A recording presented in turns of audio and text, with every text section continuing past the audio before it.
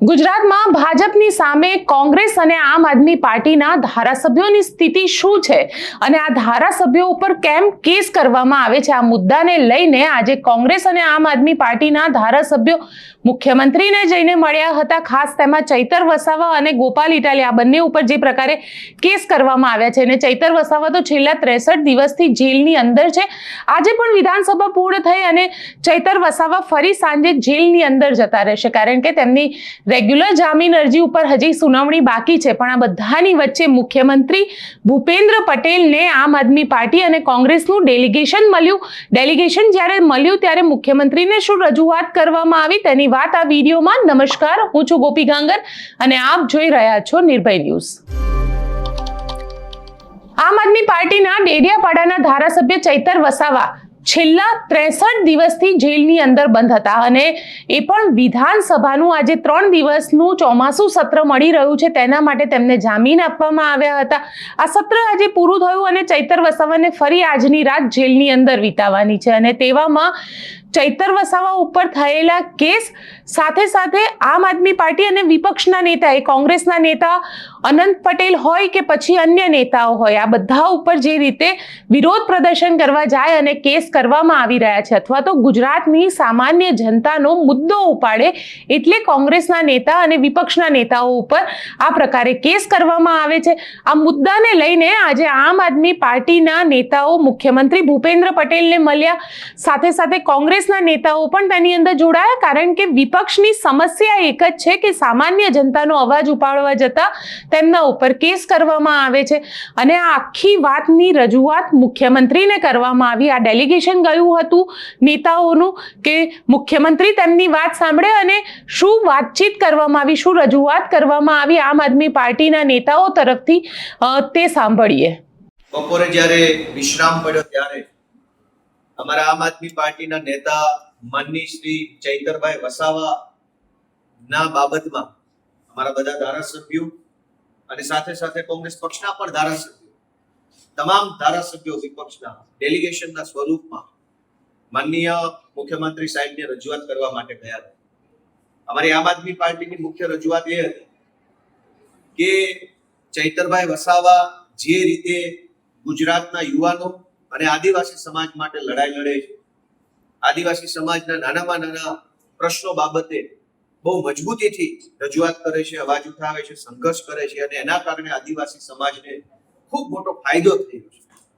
અને આદિવાસી સમાજને ફાયદો થાય છે માટે આદિવાસી વિસ્તારોની અંદર ચૈતરભાઈનું પ્રભુત્વ ખૂબ વધી રહ્યું છે અને ચૈતરભાઈનું વધતું પ્રભુત્વ રોકવા માટે ભાજપના નેતાઓ દ્વારા, ભાજપની સરકાર દ્વારા એમની ઉપર ખોટા કેસો કરવા, મોટી મોટી કલમો લગાવી દેવી, એમની વિરુદ્ધમાં ખોટા ષડયંત્રો કરવા, આ પ્રકારનું તાનાશાહી ભર્યું વલણ, આ પ્રકારની દ્વેષયુક્ત કાર્યવાહી ચૈતરભાઈ ઉપર થઈ રહી છે એ બાબતનો મજબૂત વિરોધ કરવા માટે અને એ સિવાય વિસાવદર પોલીસ સ્ટેશનમાં મારી સામે પોલીસે જે વર્તન કર્યું એ ધારાસભ્યના વિશેષાધિકારની વિરુદ્ધનું વર્તન હતું.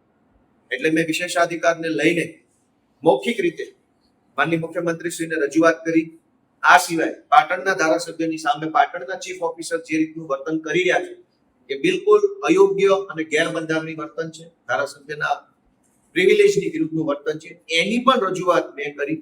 આમ વિરોધ પક્ષના ધારાસભ્યોની સામે અને વિશેષ રૂપમાં અમારા ચૈતરભાઈ વસાવાની વિરુદ્ધમાં જે રીતે સરકારી તંત્ર ખોટી રીતે, દ્વેષપૂર્ણ રીતે, મનસ્વી અને એકતરફી રીતે ભાજપના ઈશારે કામ કરે છે, એ આવી કાર્યવાહી બંધ કરી દેવી જોઈએ, તાનાશાહી બંધ કરી દેવી જોઈએ, વિરોધ પક્ષોને દબાવવા માટેની કોશિશ ન કરવી જોઈએ.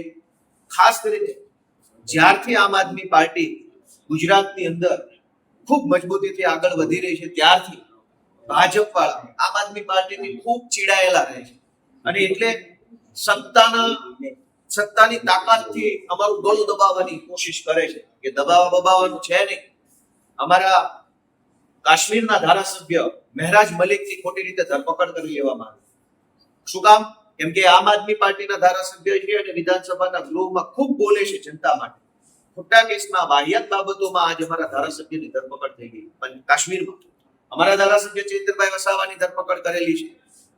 આજે જ અમારા દિલ્હીના ભૂતપૂર્વ ધારાસભ્ય અને પાર્ટીના દિલ્હી રાજ્યના અધ્યક્ષ સૌરભ ભારદ્વાજના ઘરે ઈડીના માણસો મોકલવામાં આવ્યા.